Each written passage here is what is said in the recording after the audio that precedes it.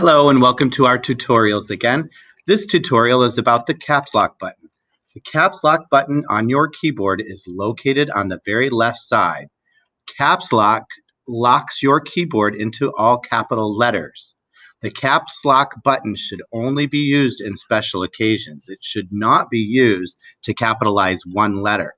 When you are looking to capitalize one letter, we should use the shift button that's on the left or the shift button that's on the right. While you're keyboarding, the hand that is doing the typing of the letter should be in charge of the letter, and the opposite hand should use the pinky to shift with. For example, if I'm going to capitalize the J, I should shift with my left pinky over here and then use my right finger to type the letter J. I should not turn on the caps lock button.